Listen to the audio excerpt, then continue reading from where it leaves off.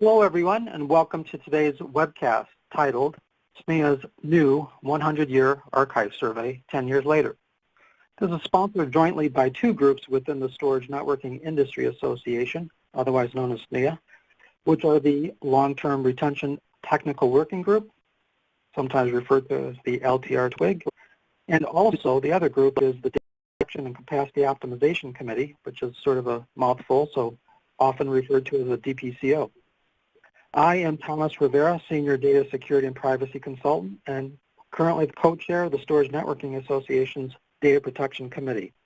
I will also be your moderator today. So let me provide you with a quick overview before we begin. Today's webcast is designed to encourage audience participation. So the plan is to provide a brief discussion on the archive survey, both past and present, and then we will be going to a question and answer period. So at the end, this webcast will be available on demand, and a copy of the slides will be also made available on the SNIA.org website.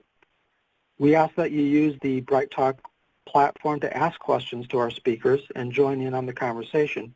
I will moderate the discussion and ask your questions to the panelists in a manner to keep the flow going. So before we introduce our speakers today, let me first introduce the two groups within SNIA that are sponsoring today's webcast, the first one being Long-Term Retention Technical Working Group, the other one being the Data Protection Committee. The Long-Term Retention Technical Working Group is focused on the technical challenges of long-term digital information retention and preservation. The other group responsible for today's webcast, again, is the DPCO, or the Data Protection and Capacity Optimization Committee, which promotes education and best practices focused on storage-related data protection and capacity optimization technologies. At the end of the webcast, we'll give you links for access to the public resources page on our website, which is SNIA.org. So now let's introduce our speakers. We have two experts with deep data archive knowledge. So that you recognize their voices, I'm going to ask each of them to say hello to the audience after I read each of their respective biographies. So first, in alphabetical order by last name, is Sam Feinberg. Dr. Sam Feinberg is the co-chair of the Long-Term Retention TWIG and also a dedicated technologist, advanced development leader involved in creating the next generation of technical innovations for industry-leading companies. Sam, please say hello to the audience. Hello. Thank you, Sam. And next is Bob Rogers. Bob is with Application Matrix, and he's also a member of the Long-Term Retention Technical Working Group. Mr. Rogers specializes in information governance. He's the former co-chair of SNIA's Information Lifecycle Management Technical Working Group and is also co-author of the Information Governance Maturity Model. Also a frequent speaker and authority on the technology of long-term information preservation. Bob, please say hello to the audience. Good afternoon. Thank you, Bob. Now let's move to the short briefing, as I mentioned, on the archive survey, and that'll be done by Dr. Sam Feinberg. Again, for those of you dialing in late, the flow of this webcast will be a short tutorial-style briefing from Sam, and then a Q&A session with our panelists afterwards. And we do encourage you to ask questions, and we'll discuss that at the end of the tutorial. So with that, I'll turn it over to our first panelist, and that's Dr. Sam Feinberg. And Sam, take it away. Great. So, this work we did for the survey was based on looking at the needs for looking at long-term digital preservation. Digital preservation is needed for many reasons. We need to preserve information for regulatory issues, for emerging web services and apps where we have things like our photos, our emails, our websites, information that we want to have around for compliance reasons, for personal reasons, for historical reasons, as well as for increasing things like scientific repositories where you want to increase the the knowledge of the world. So information, just because it's digital, doesn't mean that it is less important than content that was in books or content that was in paper files. So we need to have some of the same kinds of methods of preserving data over the millennia that we do for digital data that we also have for content that didn't start out the world digital. And one of the neat emerging trends that's been happening, is that as we get to larger and larger amounts of data and big data, the need for keeping content for a long time remains, but then the complexities of dealing with very large quantities of data becomes an issue. So, Bob, can you give us some extreme examples of data preservation that you've come across? Sure. Yeah. Actually, there are some unbelievable things going on in the industry right now. If you think about the Defense Innovation Unit, they're basically funding companies that are going out and trying to do some interesting things. Orbital Insight is planning on flying swarms of microsatellites and imaging the entire Earth every day. Think about that, and think about the amount of data that accumulates and the ability to be able to filter through and find changes in that. That's a phenomenal piece of work. And then CERN in Switzerland, France and Switzerland, just passed the milestone of 200 petabytes of data. Now, 200 petabytes may not sound like a lot, but if you think about it, I think the next bullet says that they're generating billions of events per second and recording that. So about 1 petabyte of collision data per second. That's an enormous amount of data that needs to be retained. So being able to preserve that is no mean feat. Back to you, Sam. So when we talk about preserving digital assets, what we mean is that we want to keep digital assets in a way so that they're accessible, so we can continue to access them over the years. We want to make sure they're undamaged, so that we know that the integrity of the content is still maintained. But we also want them to be usable, which means that we need to be in a form that we can actually access the data and use the data and be able to make use of the data over time. And what makes it long-term is that when you a very long-term means that it's when we're preserving these features beyond the lifetime of any particular storage system or any particular storage technology. If you think about what storage technologies we had 30 or 50 or 60 years ago, that's very different than what we have today, and in 30 and in 50 years from now will be very different than it is today. And finally, we need to think about doing this at an affordable cost. We can't spend all of the world's resources preserving the information of the past, so we have to have some affordability to be able to retain this information over time. The problem is that long-term content suffers many threats that don't apply to short-term content. If you think about it, things like large-scale disasters, human error, media faults may be uncommon in the short term, but the longer the period of time, the more chances that might happen. So we have to think about, not only what might happen tomorrow, but what might happen over the course of 50 or 100 years. There are many things that can cause problems. There are things like component faults. So if a system fails, if a tape fails, if a disk fails, if any component in the storage system fails, that can cause data loss. Economic faults. So if there's a large-scale depression, how is the data going to continue to exist over that period of time, or is all this data going to get lost just because the economy was bad for 10 years? If there's an attack, an organizational issue, so when if your company stops, if the part of the company that's been retaining the information goes away, how do you not lose the data?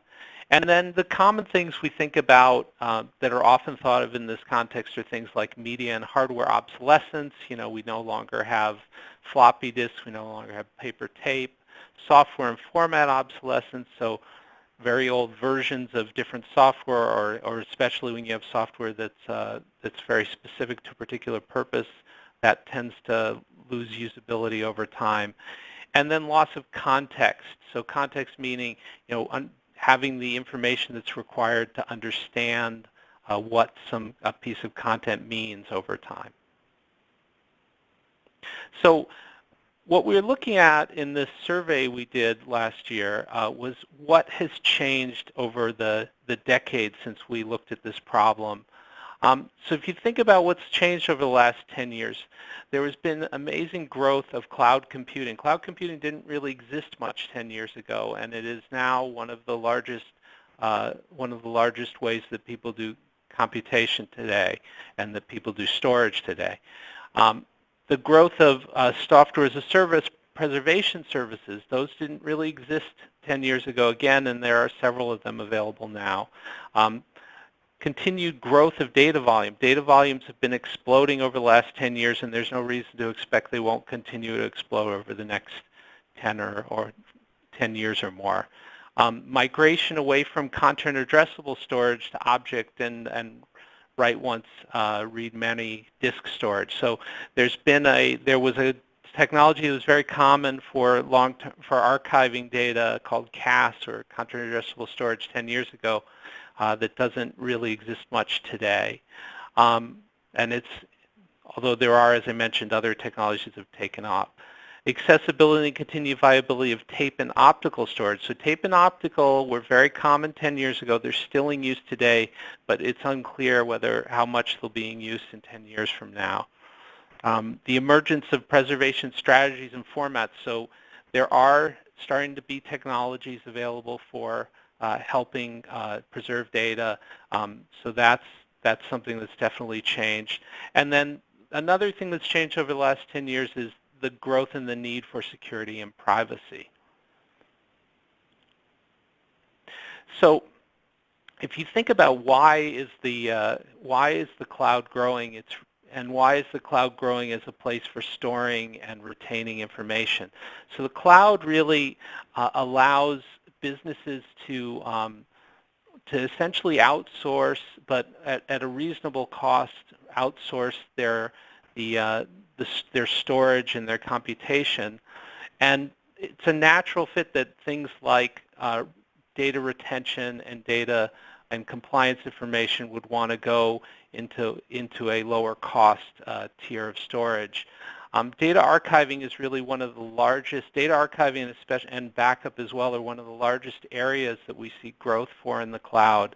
And it's as I mentioned, it's very much a natural fit for cloud computing. A big thing that's also changed over the last 10 years is Flash. Flash has really changed the economics and changed the functionality of the way disk drives work.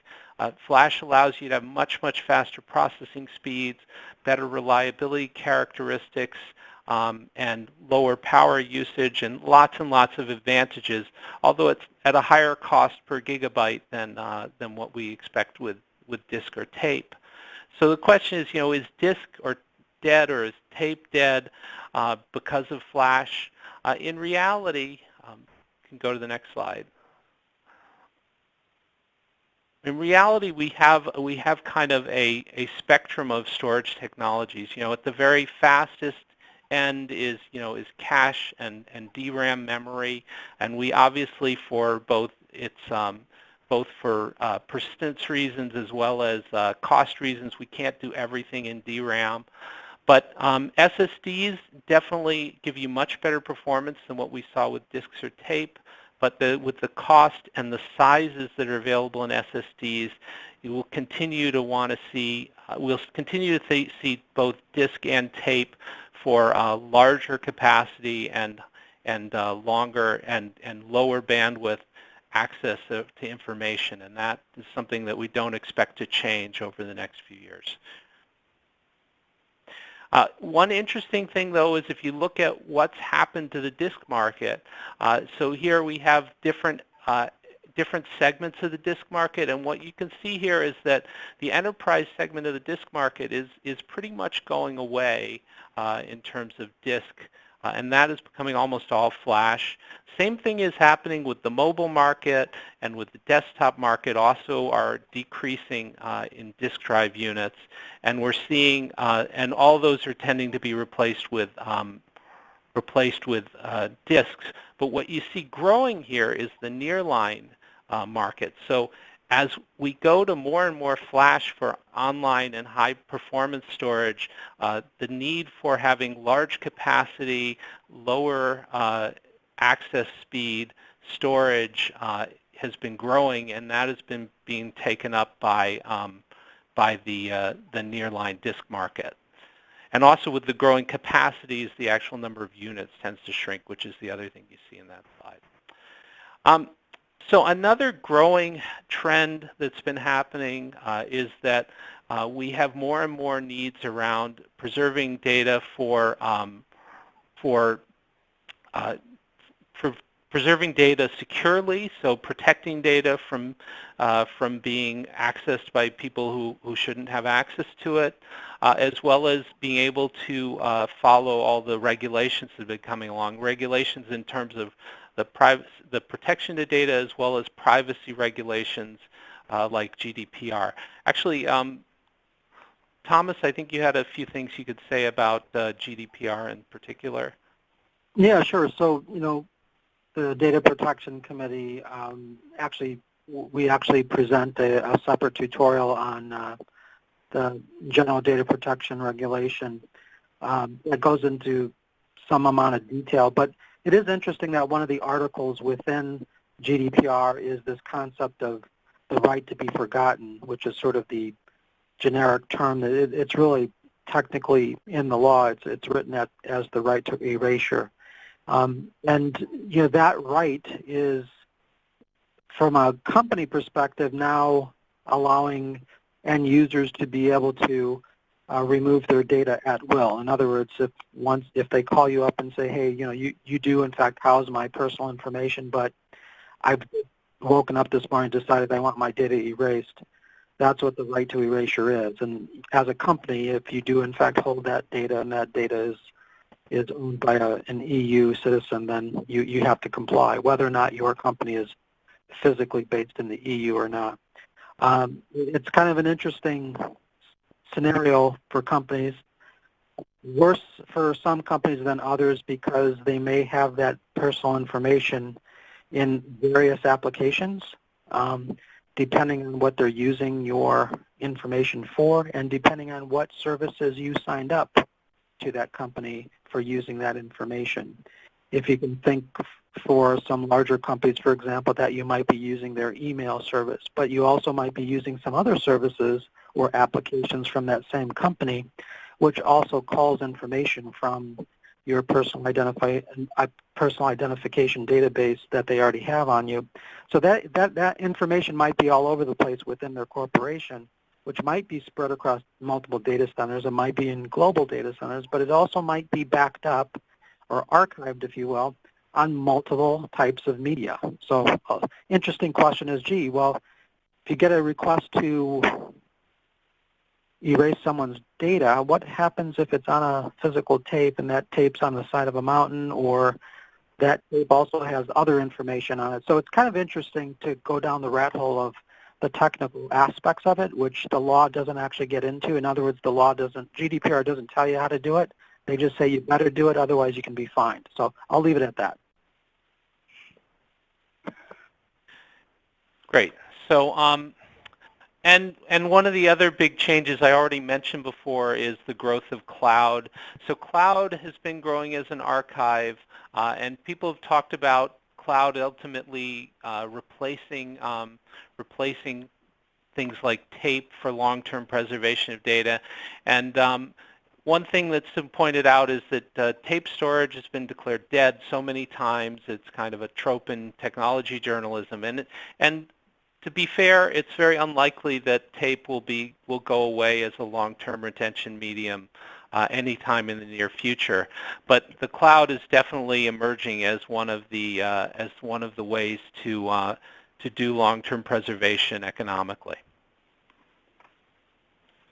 So in 2007, so a little bit more than 10 years ago now, the SNIA had a group called the 100-Year Archive Task Force that developed a survey to try to understand what the requirements were around archiving for the long term, and understanding what the requirements were, what was needed to, and what some best practices were in the area of archiving over at least 100 years. And the hypothesis was at that time that practitioners' experiences with terabyte-sized archival systems would be able to help define the business and operating requirements for these large data centers and large repositories. One of the interesting things that came out of that survey originally is kind of a definition of what people meant by long-term. When people talk about long-term archiving, many of them saw that as being over 100 years, but many of them saw that as being 7 to 10 years, 11 to 20 years, and in fact, more than 70% of the respondents really said that they saw archiving as being more than 20 years.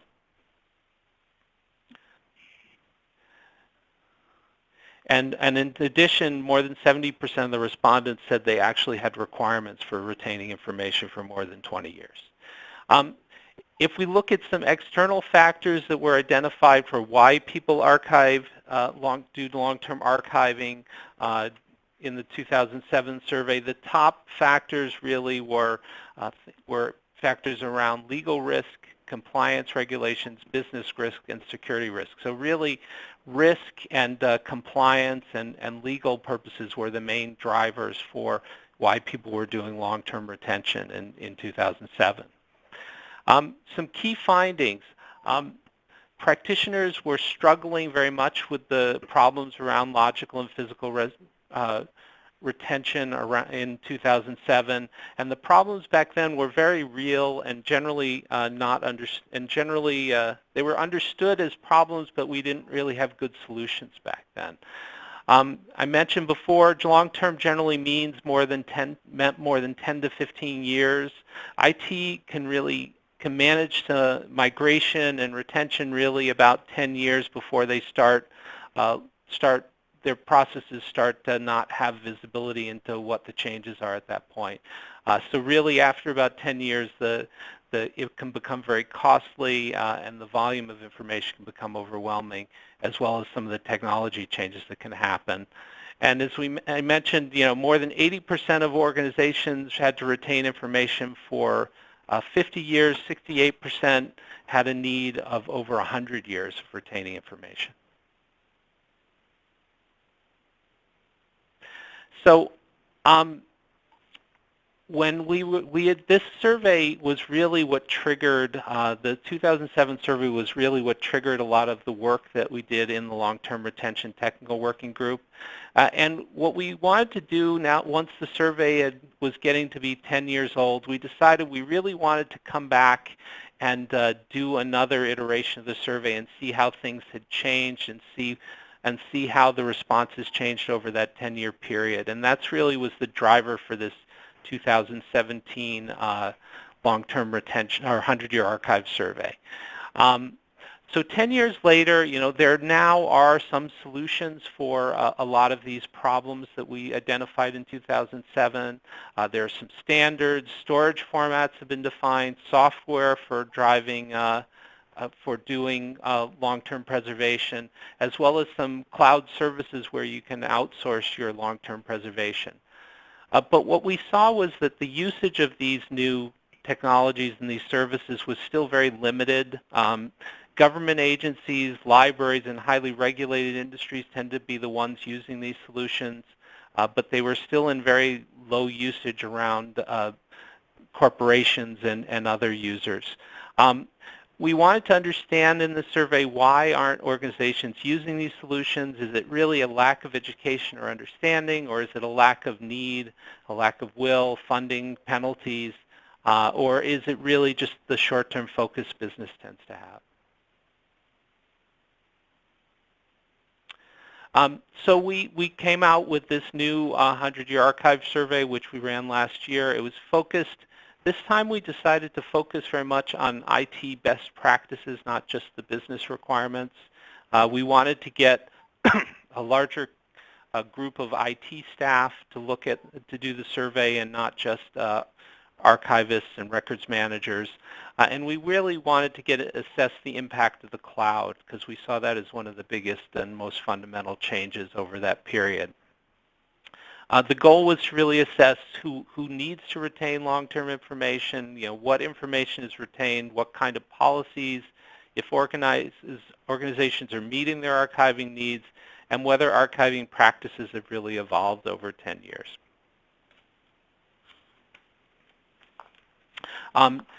So what we did was we wanted to look at how information was stored, how it was secured, and how it was preserved.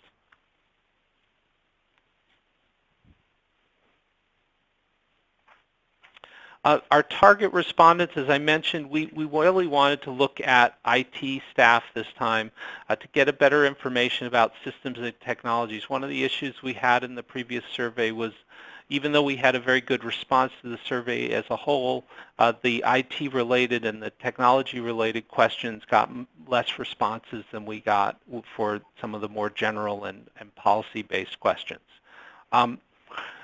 So we had representatives from IT, as well as we had people from business groups, records managers, archivists, museum curators, academics, scientists, librarians. We had security staff, legal staff, and finance staff. All of these were representative categories in the new survey. And we wanted to cover major topics, including the demographics of our survey, of our respondents, the business drivers they have for long-term retention, the policies they were following, the sources of information where long-term retention was coming from, the storage technologies they were using, the practices and experiences they had, how they were preserving data, and how they were protecting security and privacy.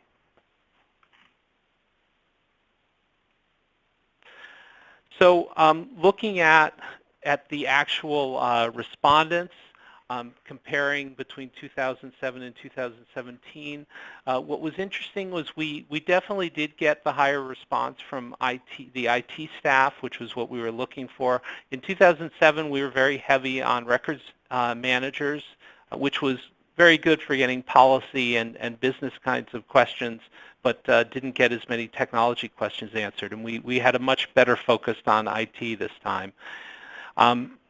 The other interesting thing, if you go back to that other slide, the demographic slide, was that there was a very large other category in 2007, and that really is what we got here with the archivists, the academics, and the librarians, and that's why we broke those out in 2017. A lot of those had fallen into the other categories in 2007.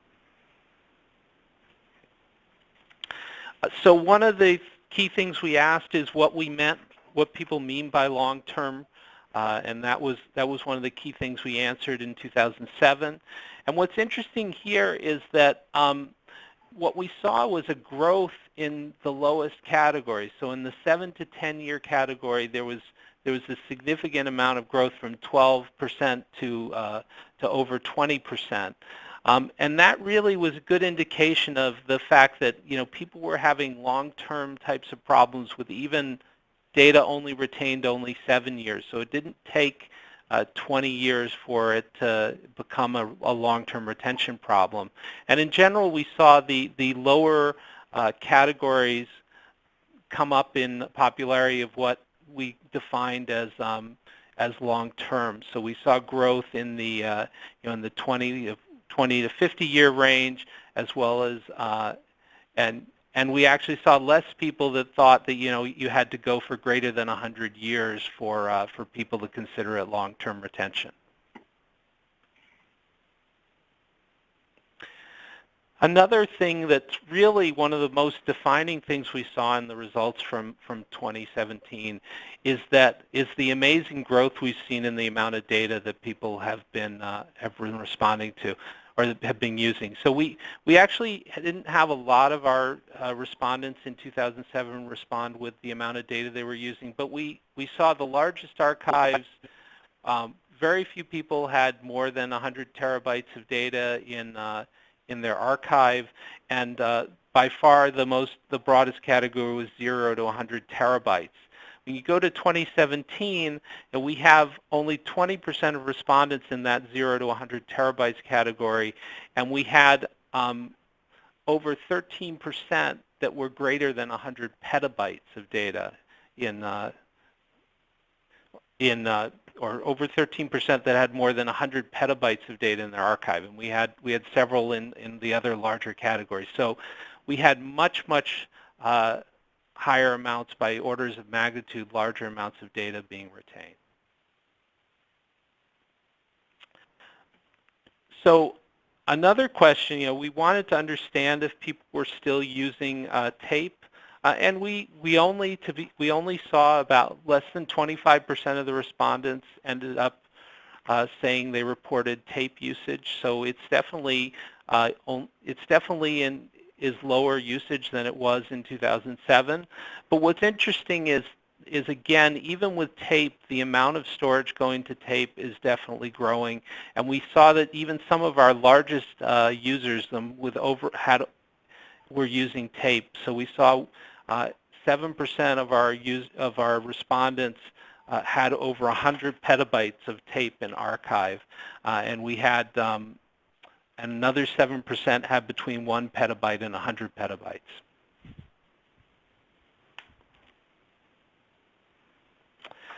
So next thing we were looking at is where were our long-term records being kept? So in 2007, the largest category was really central data center, with the next category being in a local or branch data center. In 2017, still our largest category was still central data center, but it was definitely and the local branch data center was still large as well, but we definitely saw a drop-off in both of those, and we saw a bit of a drop-off in some of the other areas as well. But what we did see is that we saw almost 20% of the respondents said they were using the cloud for long-term records. And this is a category that didn't even exist in 2007. So to go from not existing to more than to almost 20% is definitely a big growth in this area. So one of the other interesting things we looked at is what people saw as trends and what they predicted would change in 2007. In 2007, there was a lot of concern about being able to better classify information, having better standards for retaining information. They think long-term retention was becoming more and more important as a problem. They did understand the volume and variety of data was going to increase, but I'm not sure they understood how much back then. Retention times they believed would increase, and they considered readability and access concerns were also going to be significant, and migration was critical, security and privacy would increase, and legal and business needs would continue to drive requirements. And what you can see here is the largest concern they had, or the largest prediction they had, was that the importance of long-term retention would grow and that the need for classification would grow over the 10 years. And then coming to 2017, we asked two questions. We asked, what did people in 2017 see as the changes, the biggest changes that happened since 2007, and what they think will change in the next 10 years? So there was definitely an agreement in both the predictions and the changes since 2007 and the predictions for the future. The issues around volume and and variety of data were definitely the dominant factor for both of those. So that was definitely what people saw as being one of their most critical changes and one of the things that since 2007, and they see that changing in the next 10 years as well. They also saw, if you look at they saw since 2007, they believe the importance had grown, and legal and business needs were also continued to be important problems. But looking forward, they really see the next biggest category was cost issues. So cost is definitely something that everyone is grappling with in this area, especially as the volume grows. How to deal with the volume while still keeping reasonable cost. Access and readability issues were both important back in the past as well as being important in the future. And those were definitely one of the responses we saw a lot as well. And the legal and business needs were also something that people saw as critical both over the last 10 years and in the future. So, some key findings we really got out of this survey. We saw that data growth has been explosive since 2007. The largest users have more than 1,000 times the amount of data in 2017 that they had in 2007. So if that trend continues over the next 10 years, it will be very interesting. So respondents continue to define 50-plus years as long-term, but there's a growth in the recognition that shorter periods of time can be long-term as well and can have as many complications for IT.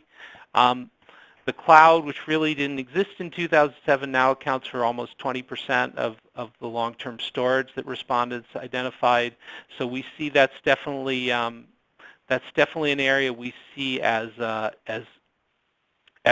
something that will grow over the next 10 years and that we see as a major area for people doing preservation over time. And one of the key findings we really found was that databases and custom business apps continue to be the biggest challenge that was identified in many of the responses.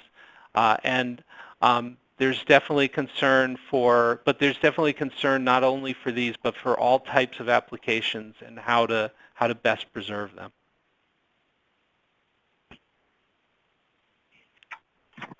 Great. Thank you, Sam. This actually concludes our briefing section of the webcast. Very nice job, Sam. Thank you. And what we're going to do is move on to the next portion, which is actually a question and answer period. So now is the time to discuss the 100-year archive survey with our panelists, both Sam and Bob. So for our audience, I have the following instructions for you. You can begin by asking questions by clicking on the Ask a Question button on the top of the BrightTalk viewing box. Type in your question and then click on Submit.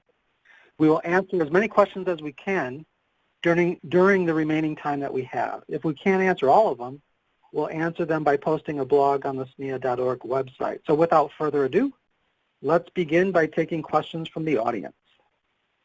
And we actually had some questions already in while Sam and Bob were doing the briefing. So I'm going to get right to it, and I'll address this first question to Bob.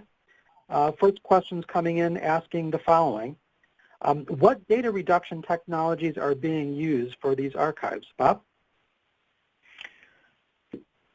Well, a large number of people are using compression and compaction built into the storage arrays, and that'll minimize the amount of space consumed by the data itself. that's not necessarily the only thing that's being done. In many of the large scientific environments, they're doing other more extreme types of data compression, looking at metadata and being able to reduce the number of bytes there as well.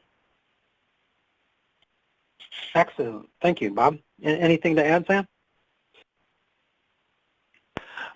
So one thing, we did ask the question is whether people were using technologies like deduplication in long-term data, and there were some, but by far, just normal, ordinary compression was by far the most used technology in this area. Wonderful. Thank you, Sam. And we have quite a few more questions, so I'm going to get right to the next question coming in. And this I'll address to Sam first. How do you predict financial impact on long-term archives? Sam? I mean, that's an interesting question. I think it gets, it somewhat depends on what your requirements are around, what has to be preserved and what doesn't have to be preserved. And then, it's storage in general and the costs of maintaining it in a data center are something that you can understand somewhat, but you get a lot more predictability when you go to something more like a service where you have costs that are controlled in a sense, and where you can put it to more of a cost per gigabyte kind of model. But in general, companies have to deal with the financial impact. Has a lot to do with how the company values the preservation of information and what they're willing to spend to keep it viable. Sure.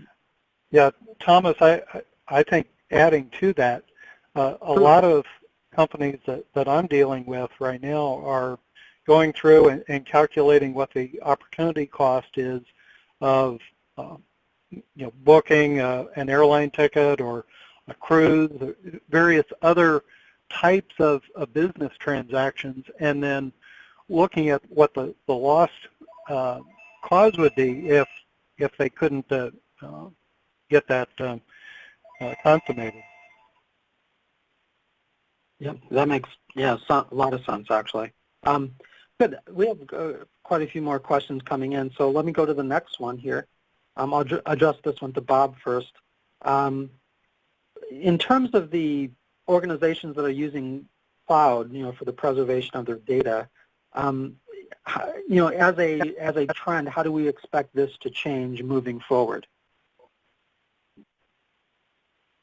How do we expect the use of the cloud to change? I think it's going to accelerate at an exceedingly rapid pace as more and more storage assets are moved to the cloud. It's still a relatively expensive thing depending on your usage of the data, but for long-term storage with minimal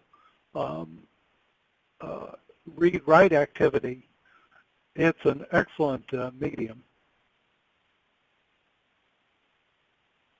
Sure. Anything to add to that one, Sam? Yeah, I think that I think there will, I think the cloud is going to continue to drive costs down. But when you look at the price of the cloud, you really have to take into account. People often don't, look at the cost of a storage system, but you have to look at the cost of staff. You have to look at the cost of redundant copies. You have to look at the cost of power, and the cloud may still look expensive even with all of those factors. But then you have to think about, then you have to think about, do you really want to be in the business of doing all these things? I think one thing that will likely change over time is that we'll see more and more support for long-term preservation built into cloud services, things like being able to do data scrubbing or some metadata preservation or other things that help with retaining data for the long term. I think that will hopefully be more and more integrated into the cloud services that we use as well. Sure. Yeah, that's a good point. And another sort of a similar question also came in, also regarding cloud, and that is, cloud not being really classified as a separate storage technology. In the end, it's, the data is still recorded on tape or hard drives or optical or whatever. It just happens to be remote. So the question that this person is addressing is, how do you see that as a growth or decline in each of these technologies, just regardless of the fact that it's cloud? What about the actual media that's being used? Is there growth in one area versus another in terms of the media that's being used, even if it's cloud-based storage? So I think that, the cloud definitely is made up of other technologies, although to some extent it's hidden behind the cloud. I think, at this point, it's hard to say whether tape will ever lose its battle. I think it's lasted a lot longer than a lot of people predicted.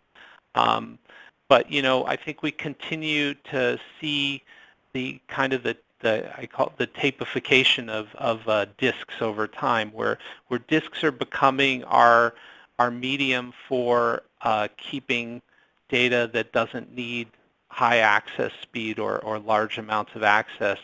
And because even though SSDs get cheaper and better over time, they're still orders of magnitude more expensive per gigabyte than what we're seeing in disk technology, and that doesn't seem to be something that is that's going to change anytime soon.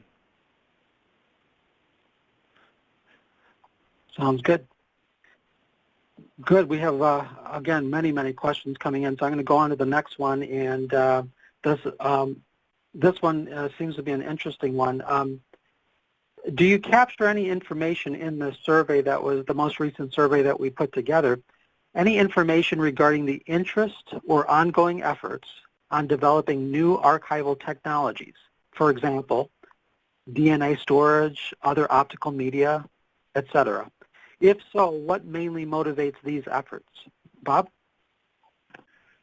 Yeah, that's a really good question, and we didn't really look at that in particular. Certainly there are technologies that are still in the research labs that are much more dense and potentially much longer retention associated with them. But no, those are not commercially available or even experimentally available for the most part. So no, we didn't really get into that. Okay. And Sam, any insights into this one?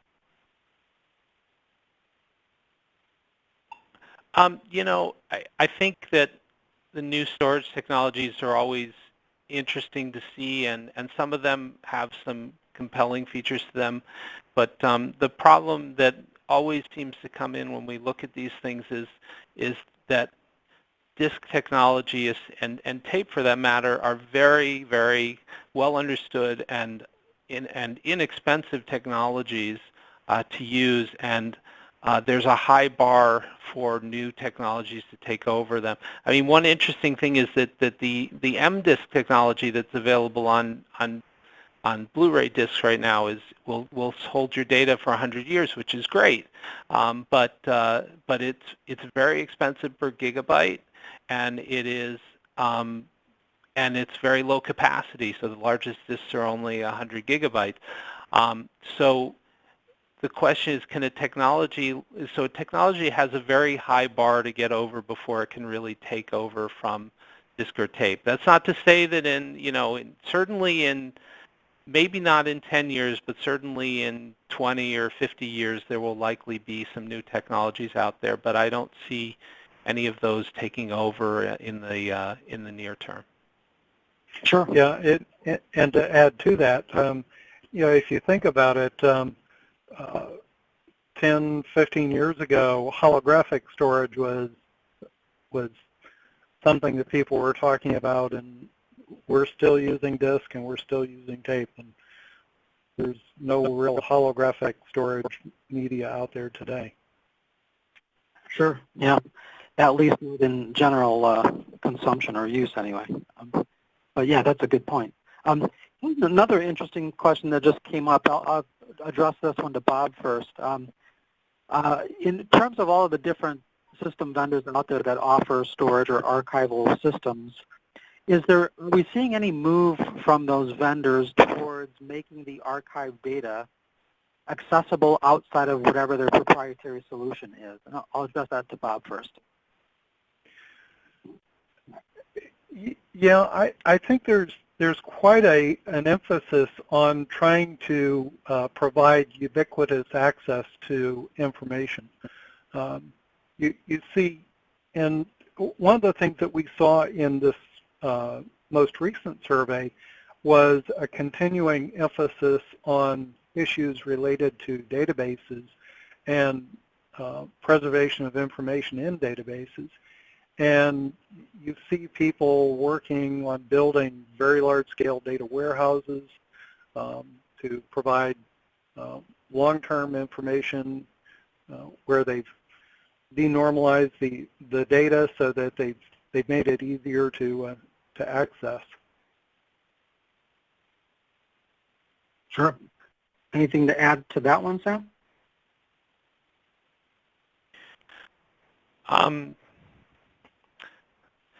Not really. I think it's an area that I don't have anything particular to add to that. Okay. Yeah, no worries. So another question coming in is also another interesting one. So from the database information that you addressed in the most recent survey, often represented as a pain point in terms of preservation and coherency when we talk about database information. But what about things like federated data? Because that seems to be even a greater issue. Are there these issues, are these affecting data centers out there? Yeah, in general, dealing with any type of data source that requires a significant, requires multiple data sources to make sense. So having a context that doesn't, for your data that spans different data sources becomes problematic. I mentioned that one of the risks really with long-term information is a loss of metadata or context, and having one of these, having a type of information that spans data sources becomes a real problem for preservation, and you really have to make sure that you're preserving not just your piece of the data source, but all of the pieces that you pull in. And that was actually one of the things we were looking at when we did our work around the SURF format, or the self-describing information retention format work that we did within SNIA, was really to understand how you can keep and catalog all of the information required to understand a particular piece of information that you're trying to preserve over the long term. Ah. Great. Anything to add, Bob? Yeah, being able to contain all of the reference information and all the metadata with the information asset itself is really something that we've been striving for in SNIA with SURF and some of the other data formats out there today. I think it's a real necessity, because if you spread the metadata around throughout the data center, it becomes much more difficult to manage. Yeah, and that's a good point, because manageability is key, right? Not just for the act of preservation of the data and integrity of the data, but also from a compliance perspective. Then you have to worry about managing it from compliance, which might be all kinds of weird things, like making sure you can erase it appropriately, making sure you can provide access to end users if they want access to it, which, by the way, is another piece of GDPR. But yeah, it's a good point. Management is key, I think. So here's another interesting one that just came in. We only have a few minutes left, so again, we'll try and answer as many as we can, and we'll answer the rest in a blog that we'll post. But this also has to do with metadata, since we were just talking about metadata in the last question and the last answer. One of the more common cloud storage APIs is S3 with Amazon. In that particular API, there is no metadata layer in that protocol, unlike things like CDMI. If the metadata is an important component, and it sounds like it really is from a management perspective for long-term storage, how do we change the status quo from these APIs that don't necessarily have a metadata layer? Sam? So, I mean, it's a problem. We actually looked at one of the questions we did ask was what API are you using for your cloud storage systems, and by far S3 was the one that we saw the most, and it's definitely a lacking in S3 that it doesn't have specific metadata support. But you know, there are ways to serialize metadata in S3 containers, and or to build services on top of S3 that include a metadata component, and we see that, you know, that's something that's going to happen over time for people to really make use of these services. And you know, people do things that are less standardized in this area to try to do this, but you know, to really be able to keep metadata over the long term, you need to be using standardized formats that are really understandable over time. I mean, one of the things that I think is really interesting today that you couldn't do as well, you know, 10 years ago is there's actually really good technology today to do queries over data that's in a serialized format, like even comma separate value format. You can do very complex queries over that you couldn't do over, you couldn't easily do, you know, over large quantities of it over time years ago. So I think there's good hope that we'll be able to have serialized formats for keeping metadata in a way that's still accessible, but it's something that that really needs to develop more before we have something that'll be useful for the long term. Great. Thank you, Sam. Anything to add, Bob? No, I think that was a really good answer.